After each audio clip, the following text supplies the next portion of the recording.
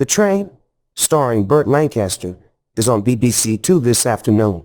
But did you know that it was inspired by thrilling true events in two? Back in 1964, John Frankenheimer's American-French production The Train first hit cinemas. The World War Roman II movie was set in August 1944 and followed French resistance fighter Paul Leibich, played by Burt Lancaster, taking on Paul Schofield's German Colonel Franz von Waldheim. The Nazi officer's mission was to move stolen works of art by train back to Germany. The Train was loosely based on 1961 nonfiction book Le Front de l'Art by Rose Valland, who was the art historian at the Galerie Nationale du Jeu de Paume.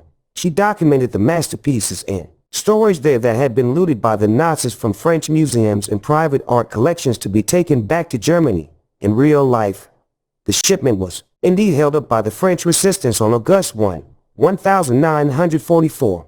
However, unlike the action in the Burt Lancaster movie 20 years later, the Nazis' plan was foiled by endless paperwork and red tape, meaning the priceless works only made it a few miles outside of Paris. In reality, Train No. 40,044 was seized and looked over by Lt. Alexander Rosenberg of the Free French Forces just outside the capital city.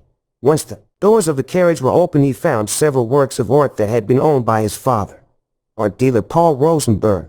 The Train movie's action featured a number of real wrecks, and the Allied bombing of a rail yard was made possible thanks to actual dynamite. Director Frankenheimer believes The Train to be the last big action movie that was shot in black and white, which he thinks tremendously added to the final product.